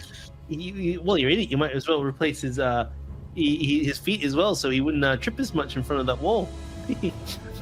Yes, I like. Oh, this is very intense music. Sorry, let me just. Sorry, I didn't realize I was putting on such intense music during this. My bad. Harry knew Figman was joking. Yeah. As we're ready and heading around to the back door, just in preparation that if something's being summoned, if it is undead or whatever, we're in a churchy area. There's no harm in pulling punches. I don't want. But Bart's worst worry is not being able to act as a shield or even being turned on the other two while we're sort of separated from a larger group. So I'm going to preemptively just cast a protection from evil and good on myself. Because the previous one would have been done in the last fight. It's definitely been 10 minutes since then, even just with the armor donning. So I'm going to pop another one of those on with a first level spell slot. Does that overtake? Does that supersede the protection from poison? Protection poison isn't concentration, which is nice. Oh, there you go. Very cool. It's a good one. Never mind. It's only poison condition and poison damage, but it's no concentration, and it does last for an hour. And it's a creature I touch, so I can put it on other people if, like, someone wants to go down the volcano, stuff like that in the future. Oh yeah. Someone wants to go down the volcano. Good luck, because you like push him off and cast protection from evil and good. But yeah, protection from evil and good. Should I cast protection from energy? My bad. Main thing wanting to stop the frightened or possessed condition. If there is some sort of whatever the hell the smoke is, if something's being conjured here, and I'll head around to the back door. I don't know what it looks like, but try to as you make your way around the side past the graveyard, Harry, Bart, and Niles, you can see what looks like a small cottage has been extended onto the side of the church. It looks far more recent than the church itself. It has the look of someone has been living here. You can see that the little garden bed out the front, I guess out the back of the church, out the front of the little cottage, has been converted into a vegetable garden. You can see whoever was here was growing tomatoes, peas, lettuce, cabbage. It's very homely. A pair of gardening gloves rests on a wheelbarrow next to it, half full of soil. How many wheels does the wheelbarrow have? Well, it's a wheelbarrow. Are you going to make me say it again? Am I going to have to be a dick again about this to you, Dave? It's a wheelbarrow. It has one wheel. If it had more, it would be a wheelsbarrow or a fucking cart.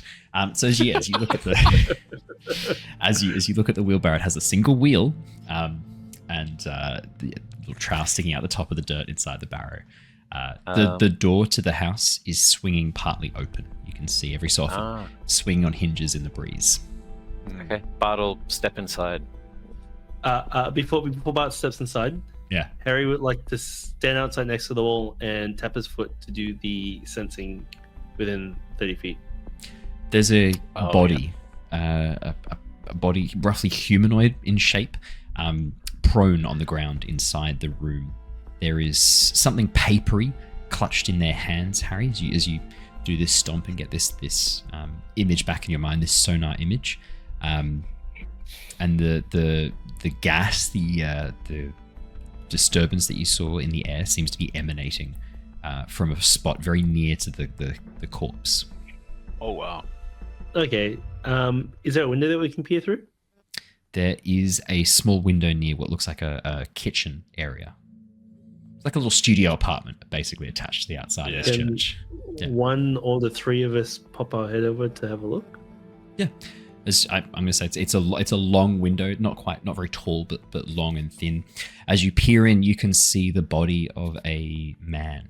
He looks to be human, maybe in his mid to late 30s, from the looks of things, lying on the ground, hand outstretched, right hand outstretched in front of him, right near the door to the chapel. The door is closed. You can see in his other hand, his left hand, he clutches a series of papers. They are crumpled underneath the grip, this vice-like grip on the papers that he clutches in his left hand. He's dressed in very simple robes, a linen shirt, looks like some cloth pants tied with a very simple Hessian belt. On the back of his hand, you can see there are 2 tattoos of the rising sun, one on each hand, the symbol of Lysander, the goddess of the sun. Can we just paint an image for a second of the fact that all 3 of us have eyes on the other side of the head? Yeah. So when we're actually going over the window, you're it's like this. Yep. Yeah. Oh, the owls have binocular vision. The owls have binocular vision. Okay. They're predators, my friend. It's just Harry who doesn't have binocular vision. Is the beak not in the way? No. All owls, all raptors have full binocular vision. They have stereopsis. They've got overlap of the image. So the beak isn't quite in the way. It's a bit lower down. Yeah. Okay. All predatory birds have that overlap of image because that's how they have depth perception, and that's vital for birds of prey. Called stereopsis for those who are playing along at home. There you go. Hey, if there's one thing I'm going to know fucking loads about, it's going to be vision, mate. And evolutionary biology. A 9 wisdom, and also just Bart wanting to help rather than wait.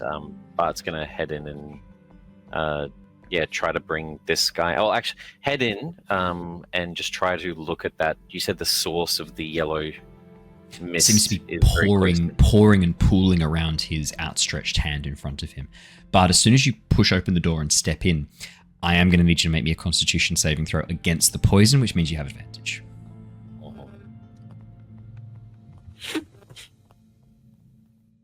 26 is a good, that's pretty good.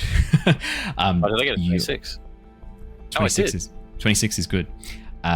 You're only going to take half damage from this, which is still 27 points of damage. Oh, fuck! As you step inside and move inside the area, the concentration of the gas in here is intense. This is the effect of a cloud kill spell as you step inside. Oh, wow. Maintain concentration and protection from good and evil. Nice. If I... Yeah, you do actually, just... If I go to grab at a bit of his cloth and try to pull his body, does the mist move with him? It looks like the mist does. This gas that's emanating from around his hands is moving with him. As you grab onto the body and pull it, you can see that around his hands there is half covered by the linen tunic that he's wearing, the linen shirt. There is what looks like a strange rosary that his hand is wrapped around and holding onto, that's wrapped around his wrist. You can see sections of jade embedded into it, and the gas is pouring out from this rosary wrapped around his right arm that's outstretched. Okay. Bart, do you need some help in there? Obviously, I don't want to take damage from this again, so it's sort of a split decision on one or two things. We can see you, so you can signal to it. I don't know how much time I'd really have in every moment, 6 seconds. Technically, you'd be taking the damage. Clackers every turn. So this is just as that happens, I guess. Okay, look, first instinct for Bart is the first instinct that I just had before as well, and it's wanting to get this thing away from his body, from the notes, so we can study everything. I'm going to try to rip the beads out of his hand and with the athletics throw them as far as I can out the doorway and out the building. Okay, as you grab onto these rosary beads with jade embedded, as you grab onto them, you feel this sudden spark of static almost. And as you pull them free, you can see in the very center, set into the middle of the band, hanging down a little bit, is a beautiful piece of amber that's been carved with the symbol of Melora. As you grab it, reach over and throw it outside the doors. Harry and Niles, you have to duck as this rosary like flies over the surface, trailing this thin wisp of poisonous gas as it disappears over the edge of the. Actually, let's make an athletics check. Let's see how far it goes, because it might be dropping over the cliff into the ocean. Wait, did one of the Maloran followers assassinate? I didn't want this to land next to Niles and Harry. This may cause further problems, but I didn't want to risk it being close to us or the church. I'm going to sink the stone strike and just throw it as far as I can. Just similar to all the natural 20s that Bart has ever done. Yeah, an explosion of air as it's going to have like a second impact as it leaves my hand. So this is going to be an orbit basically with a stone strike on a little tiny rosary. Yeah. What exactly does stone strike do? It's meant to push a creature 10 feet that's like large. Like I can shove an ogre 10 feet away. Wow. So on a rosary, like it's just going to send it in. Rather than shoving an ogre 10 feet away from me, I'm just baseballing this thing like Deku. You watch as soon as it leaves Bart's hand, there's this sudden concussive force behind it, and he watches the rosary poof, just vanishes over the horizon, out over the ocean. Trailing a thin wisp of this noxious cloud. Breaking the clouds, like... might have...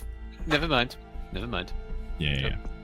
As soon as it does, the gas begins to subside inside the room. Niles, you've got enough time to grab the priest and get back outside the body of this I will run back priest. outside as well, because obviously it's probably pretty hazy in there. Yeah, as you get some big breaths in, you can see the gas is immediately beginning to dissipate. The second you separated the rosary from him and lobbed it, whatever this spell was, it's starting to break down. I don't know what that was, or if that was a mistake, but that was killing me. What was that? Was it what did he have in his hand? I couldn't see from the window. Probably a bit of blood, honestly, starting to come out of like the beak. I see a single blood tear running down Bart's face, staining the white fur with this ruddy red color. What was that? I don't know what that was, but that wasn't just a simple poison. That was fast acting, killing me from the inside, even with the magic that I had over me. Actually, the magic I had over me, another nice little caveat. So, was it poison damage? It's poison damage, so the 27 is already halved for you. To 13, and then the damage is poison knight, which I have resistance to, so that 13 is also halved to 6. Oh, that could have been way worse. That could have been terrible. So not too horrible, but still realizing how deadly that was. Knowing how bad that was, yeah. And for unprotected townsfolk, breathing that in, no wonder they died almost instantly. I don't know what was causing that. It had this. All I saw was jade and the symbol of Melora. What? What about the papers he's holding? I haven't checked them yet. Give me a sec. No, take your time. But an amulet to Melora causing that? No, that can't be it. As you pull the papers open and begin to look through them, Bart, Harry, Niles, I'm happy for all of you to make Arcana checks on this bad boy. Absolutely. You can see immediately that the papers denote what looks like some sort of spell, possibly even some sort of ritual. 14's better. 4 for Harry. Harry, you look at this, you're like, mate, this is wizard shit. This is nerd shit. Yeah, fucking nerds. Nerd shit. Niles, 10. I mean, you're not trained in the arcane. This is not my jam. You can see that this is clearly some sort of. I'm looking at our modifiers as well. We're really not the intelligent bunch, us three. No, but none of you are. No one in the party has high intelligence. No one is. Not a single person. I'm waiting for reliable talent. That's the only high intelligence player we had was Jared when he was Crassus. When he was playing a wizard, Crassus. Yeah. He was playing a wizard. Which the opposite of an intelligent Crassus. Which he then switched to Thrain, and I was like, mate, Crassus is a great character. He's like, I just wasn't feeling him. I'm like, you just didn't like being a nerd, did you? You just didn't like being the one who had to answer questions. When Harry thinks this is nerd shit, he sits there and stares at Niles waiting for an answer. Niles isn't that sure either. This isn't really my thing. Maybe Lyra or Ember might have a better idea of this. Does Bart get anything with a 14? Yeah. So Bart, Niles even gets a little bit from this. Niles, you can see that this spell clearly is some sort of ritual that's been used. It describes the use of a number of gemstones that are required. Again, You remember the rosary that you saw Bart fucking yeet into the ocean and disappear over the horizon. Again, it's in orbit, whatever it is now. Would have been handy to have that to check, but you're pretty sure it's the same gemstones described in the ritual. But it seems to be some sort of ritual designed to channel magic and move something. You're not really sure what's going on here. But as you examine the spell scroll, you're not trained in the arcane as a wizard, but part of your studies with the Eris Theocracy, of course, was to understand how the weave works. A lot of your training was focused on this idea of planar magic and the theoretical uses and understanding of how planar magic could be controlled and wielded, as well as elemental magic. This spell seems to be a very, very complicated version of your protection from poison. It's describing a method by which poisonous air can be filtered and purified. Something went horribly wrong, though. Oh dear. But it looks like these were torn out of a book. The pages have been torn out of a book, and potentially looking over this with a 14, you get the sense that this was supposed to cleanse and purify noxious air. It seems like they were trying to clean the volcanic substance that was surrounding the town, but they made a mistake or something interfered. You don't think they were trying to clear the noxious fumes within the church, perhaps? Harry, the Maybe ash is backfire? beginning to fall heavier now around the church. You know me too I know well. what you're You know me thinking. too well. Yeah. It's beginning to fall heavier. And what's more, the wet cloth around your mouths, a moment ago it was working perfectly. It's not working as well now. There's a smell in the air. There's a choking nature to this ashfall that wasn't there a second ago. And it wasn't like that in town either. It's worse now than ever was. It's getting worse now. Yeah, it's slow and subtle, but it's getting worse. It's getting harder to breathe. Boy. Oh boy. Oh boy. It was working. Art is going to, eyes wide, sprint around to the front of the church, to the dead bodies. Yep. Yeah, as soon as you sprint around to the front of the church, you can see the gas inside is beginning to dissipate very, very quickly, Niles. As the magic is now broken, the spell has been fractured, the ritual has been ended. The spell is completely over. The gas is dissipating very, very quickly. Should we move? I'm going to shout, get them inside now, as I don't want to. I'll help you. Don't have to shout. I'll take the gnome. I'll take the others. Yeah, fair. I'll try to drag, because we'd carried out 5, so I'll try to drag 2 from their cloths of their shirts, robes. Niles doing the same, and try to move all 5 of them inside before the ash can touch them. Yep. As you pull the bodies back in underneath the protection of the church, you can see that where the ash has touched the corpses, it has burned the skin a little bit. There are these scorch marks on the surface of the corpses that weren't there a moment ago. Whatever the process was, you've definitely interrupted it from the looks of things. Harry, I'm going to be an insanely nice DM and say your detect magic is still up at this stage. You can see the faint wisps of this complex weave. Whatever it is, this elemental weave, this very faint wisp of magic, as soon as it touched the corpses, you can see these wisps of necromancy beginning to rise, as well as something else, this elemental magic. But it's immediately, as soon as you pull the corpses in, that fades. What happens when the ash touches us? Nothing. Anything happens? Nothing happens. That's good. Has no effect on the Harry's gonna grab one of the dead mice, Yes. and just expose it to one piece of ash. I wanted to do that with a person, but that's much smarter. That's As better. you grab one of the dead rats from one of the pews and just lob it outside the front of the church, Harry. No, in case it fully changes to an imp, he's just like holding it out. For, Yeah. like, Bart's going to watch as well and study as best he can. Yeah, Niles will as well. Awesome. Curious to see what If all 3 of you are looking, I'm not going to make you roll for it. As the ash begins to fall, as soon as it touches the rat, you can see the fur begins to burn away. And each time it does so, more and more of this creature begins to burn and scorch. Depending on how long you hold this out there for over the course. It's very quick. It's just a few. Oh, just a few. Does it So look- as it, Would you say that it's almost like acidic, like with the way that it like burns, or is it more like a flame? flame, like a fire. It's as if the ash is burning flame when it touches the corpse. And what's more, as you hold the body out there, as a few flakes begin to hit it, you watch as more flakes begin to coalesce, moving towards the body, as if pulled there. There's no wind, but you can watch as the flakes begin to twist and turn, coalescing towards the corpse, until you pull it inside and move it away, and then the ash resumes its movement. I know this may seem silly, but we might not get a chance to study something like this so intently. Can you leave it out there? I'm going to get ready to smite it the moment it rises. Yeah, okay, sure. Is it worth... We definitely left the other guy inside, right? You've moved all the corpses in, yeah. Oh, the guy in the back room. In the back house. You didn't say that. I did want to rush around to the majority of the bodies. I might... look, that slipped Bart's mind. Yeah, before we do that, let's quickly check the back room.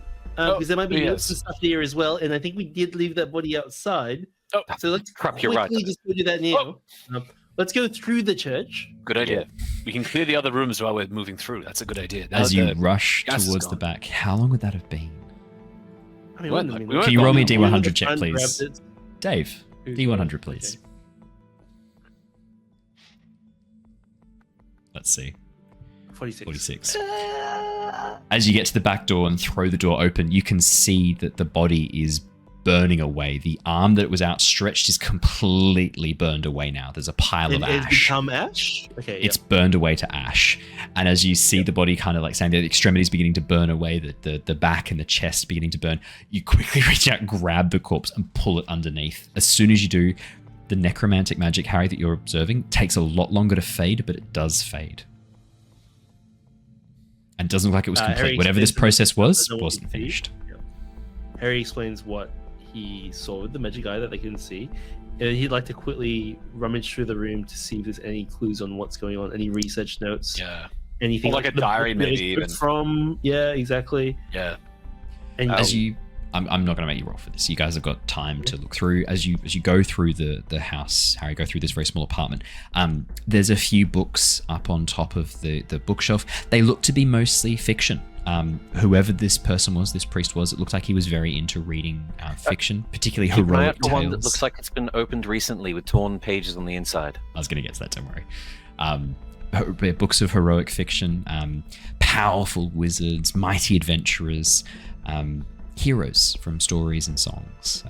Very much a big fan of those. There are also a few books on learning and understanding magic. You can see a couple of books which look like they are old textbooks, one of which, Firbolg's Primer, is a first level textbook at the Unseen University. You can see, in fact, this has, if found, please return to the library, Unseen University, Oxenford. Harry hands it to Niles expectingly. Yep. Okay.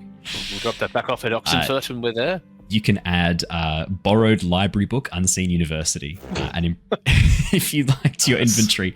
And the name of it is Firbolg's Primer. The most unimportant side quest we've ever... Hey, you don't know that. You don't know that. There might be an incredible reward for returning a library book. Hey, that could be a crisp high five.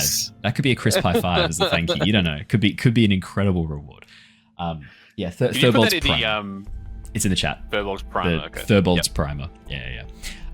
It's a first level textbook for the Unseen University. But yeah, it looks like this book here.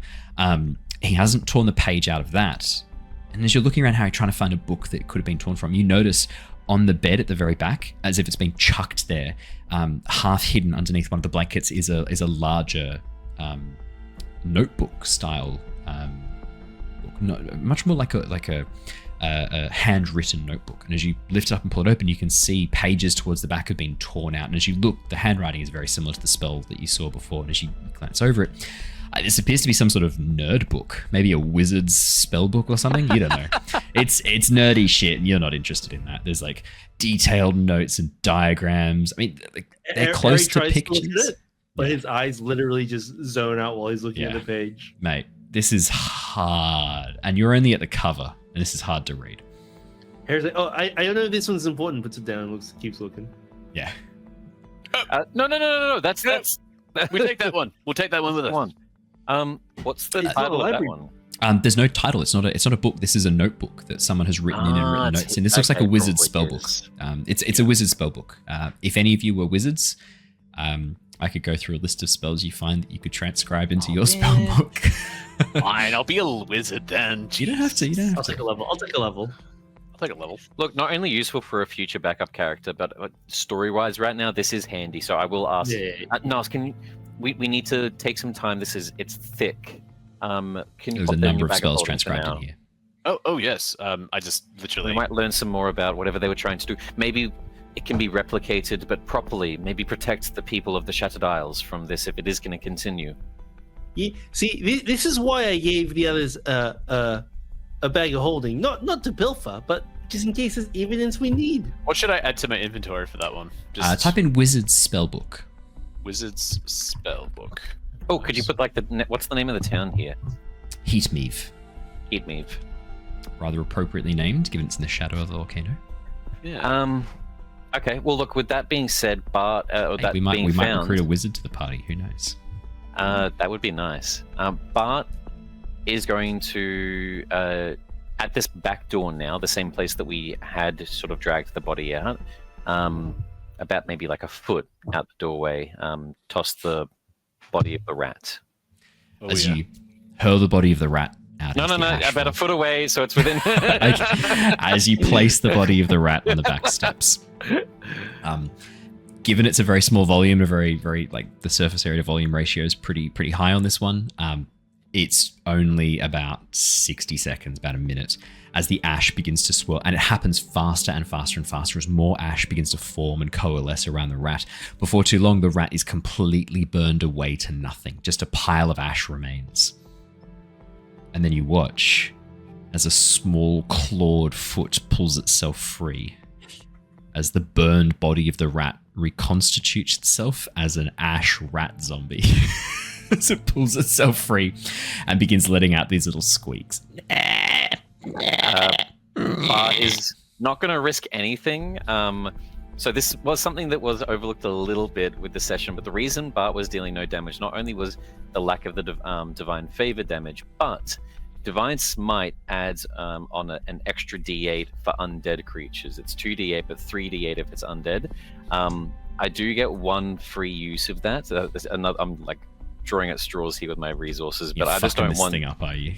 Yeah, I don't want this undead causing any problems. I don't want our experiment causing any problems and then us being to blame for it. So, especially having just done this in like Lysander's place, I don't want to scorn her at all. So, my free use of Paladin Divine Smite, and I'm just going to smash this thing into the dirt.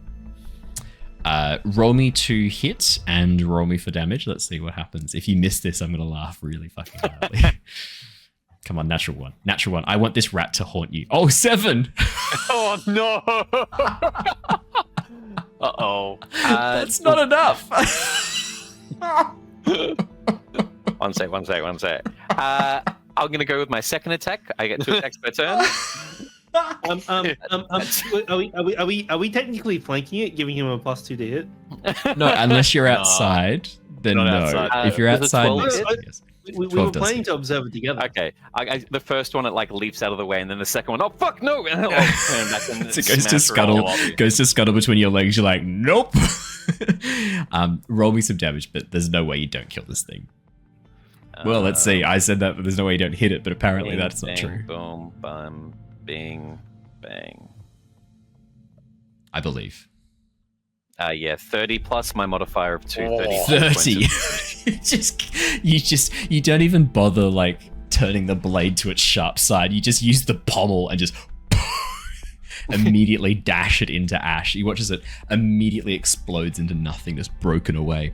The rat's immediately poofed. There's nothing left of it. Okay, well, so it doesn't affect organic tissue. It also seems to raise pretty quickly. That makes me think that the creatures, the mephits that we brought to life, maybe they were just simply dormant. It's not like we activated them, because that rat came back almost instantaneously. Maybe they can be dormant and wait for travelers like ourselves to move through the area and then attack, maybe. and they were dormant in the form of ash. It's like a water elemental pretending to be a puddle. That's quite Yes, dangerous. that's right. This does lead me to think that whatever's happened here doesn't this seem like it's natural? Would you agree with me on this? It feels very deliberate. It seems like perhaps the poison in the church was. I don't know. It seems like perhaps the people here were poisoned and then died, and then the ash reanimated them, maybe. But it feels like they came here to get refuge at the church, and this guy was trying to protect the town with some sort of magic that backfired and killed everyone here, but also reduced the ash in the town. I'm not a spellcaster, but the couple of pages that were torn out of that book are incredibly complicated. The magic I know is not too complex. It seems to come naturally to me, I admit, but the notations on here, this is high-level magic, in many different ingredients, many different spell circles to be put together. If these were just fishermen, because remember where we are. This isn't some mage village or some wizard's tower or a special university. We're in the sticks. These people probably didn't know what they were doing or had very little resources. The fellow that was here, rest his soul, he might have been dabbling. Maybe he got his hands on this grimoire, and perhaps people inside praying. They were just wearing rags. These people were just poor fishermen. Yeah, I think they were scared of the ash, and even when we got into town, the way that people left was kind of relatively Yes, I agree. So, Yes, I haven't heard of any stories of, not that there's been many volcanic eruptions in Nostea that, as far as I'm aware of, but the byproduct causing these creatures to rise, I've never heard of anything like that. Originally I had thought, when Harry, you mentioned that the ash was forming together to create these methods, that maybe it was just a byproduct of flesh, but without that protective bead, with studying the rat now, I even before we enter the temple, I'm still incredibly anxious for why this targets only dead flesh. That's what makes me think it could be deliberate in a way, perhaps. Well, definitely not natural, regardless. No. Whether it was an unfortunate side effect of whatever they're doing up there. I think we're outside of we're a bit beyond our depth here. None of us have any sort of inkling to the world of the arcane. Maybe we should call it here. Head back to the village, back to the Lyra and Ember, and report our findings to them. Unless there's anything else we want to do here, but there's one last thing that I would like to test. With the idea sparking, Bart is going to kneel down to the now crushed body of the rat. It's just ash. There's no body left. Ash. There's no bones left. Bart would like to, if this is giant magic, if this is a fire giant at the volcano, if this is an airborne virus, and if these theories are to be correct, similar to the Bahirs with the stone giant, Bart would like to try to use his Heartstone to move or control the ash. But as you close your eyes and reach out to your stone, feel the warmth building within it. And as you focus on the pile of ash before you, could you roll me a D100? Fuck.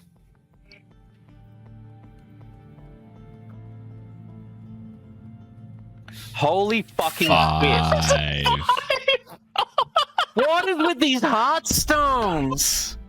I think yours are broken. I think they're broken. I think they're faulty. Can we get new ones, please? You need to take them into the shop. Oh my you god! need to take them into the shop, guys. Oh, we need to go Not a tomorrow. joke anymore. I honestly have PTSD. Heartstone trauma. This is really like I'm gonna have to come up with some lore reason why your Heartstones haven't worked. But the problem is, right, if we then lore-wise fix them and you continue to get these shit rolls for it, what are the chances of this? It's insane. But yeah, Concentrate. The ash does fuck all as it sits there in front of you. You know what's going on there. Really annoying though. I'll shake my head to the other two. What are you doing? What are you doing, Bart? It's nothing. It was a dumb idea. I thought. Wait. Maybe. Wait. Do we still have a sending stone to the guild, right? Lyra has it on her. Yes. We could perhaps call someone at the guild. They might. Griswold might know what's going on.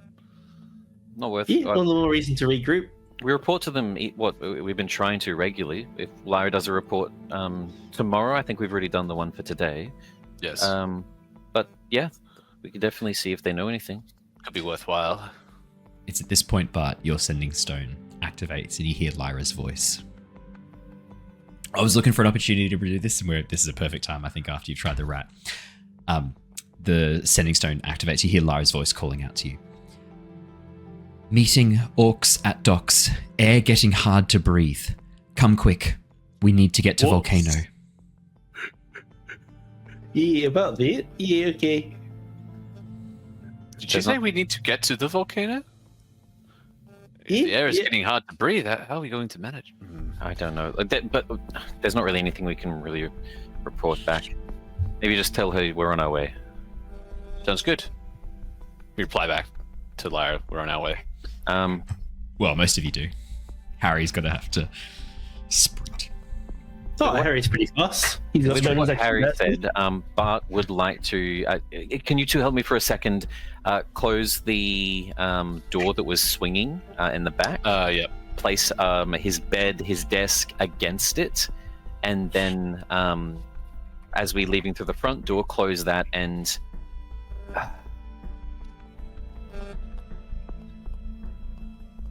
I'd like to... look, I'll just use my...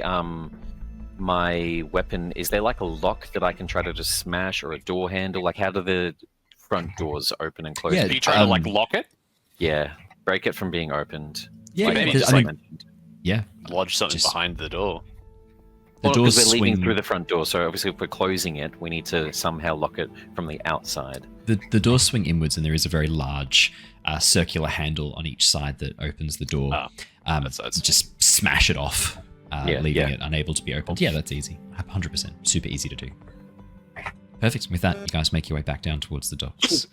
As if it looks like Harry is struggling to keep up, are you struggling to keep up, Harry? I don't think he would be. He's 30 move speed. He can normal action dash, and he can bonus action dash. So I just realized I can technically grapple you and then move you at my speed. Harry would not like that. Harry would not like that at all. He is.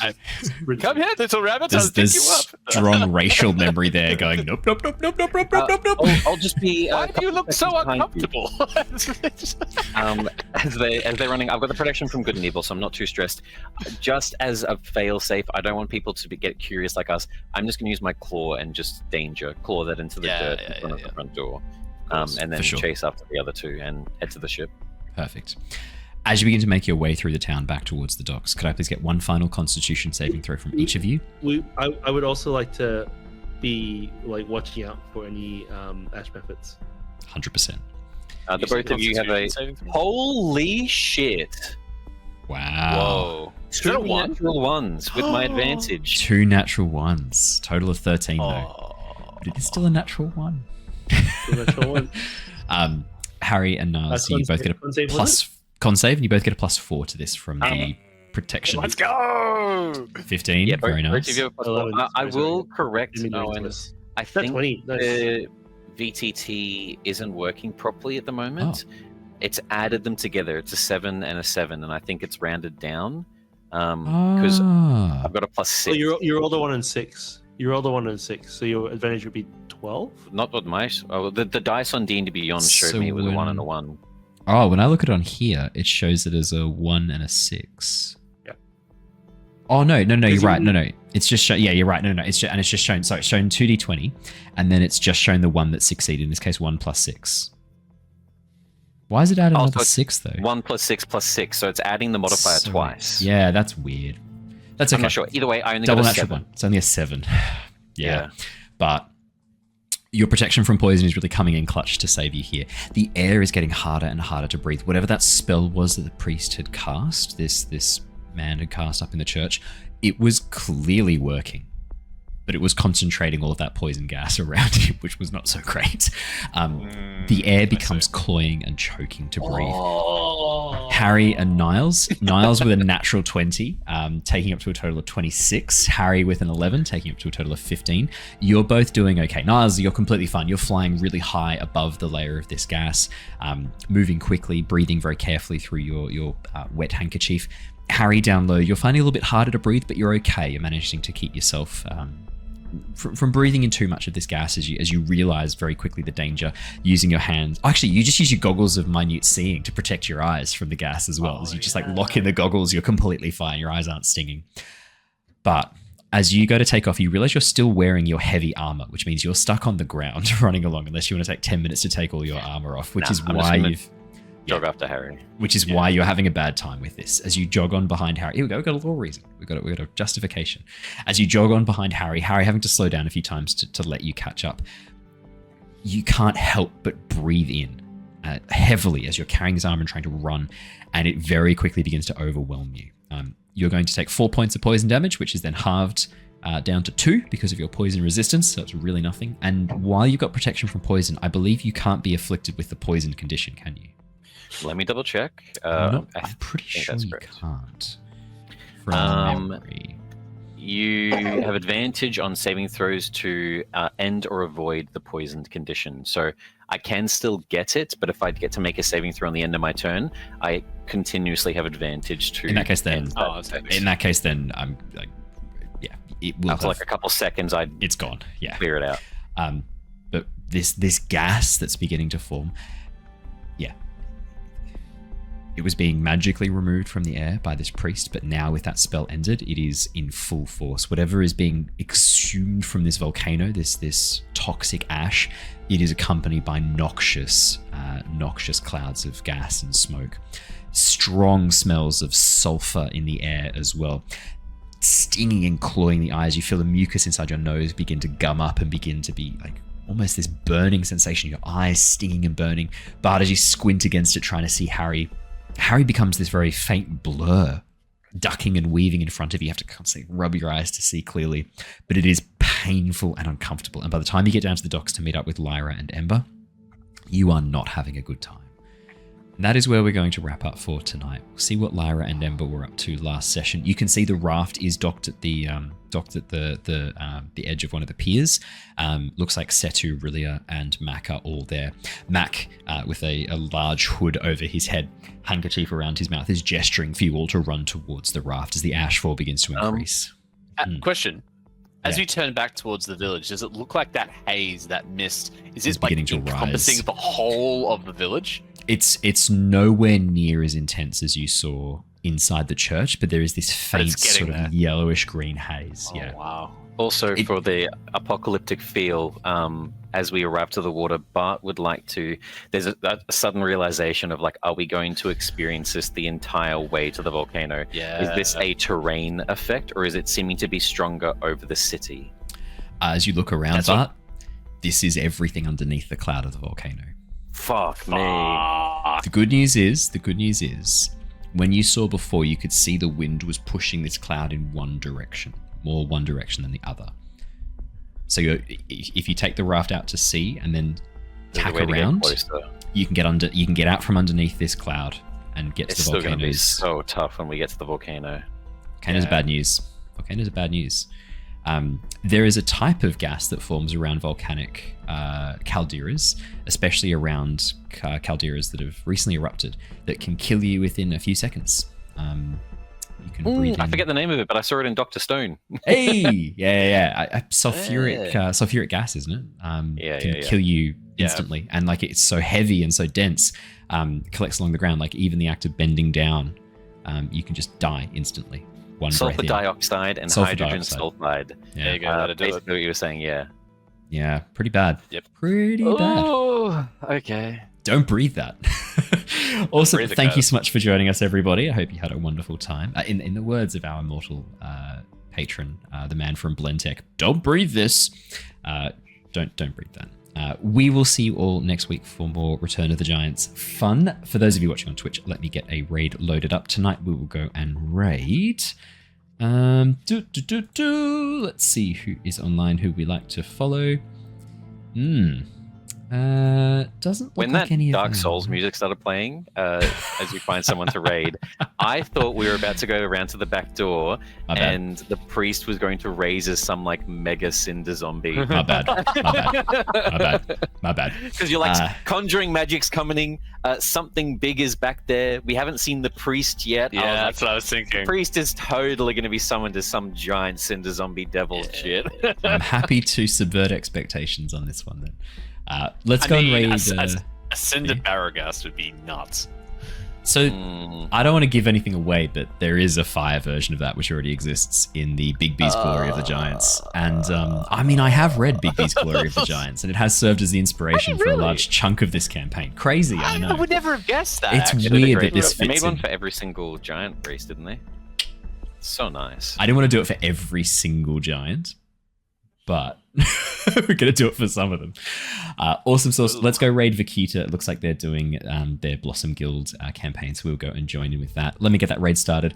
From all of us here tonight, thank you so much for joining us. We will see you all again next time. For those of you watching on YouTube or listening to the podcast, on YouTube especially, make sure you hit the like button, subscribe button, and leave a comment. It really, really helps us out. The YouTube algorithm is a piece of shit, and you can use your special wizarding nerd powers to channel it into less of a toxic cloud of gas and more of a helpful system for enabling engagement.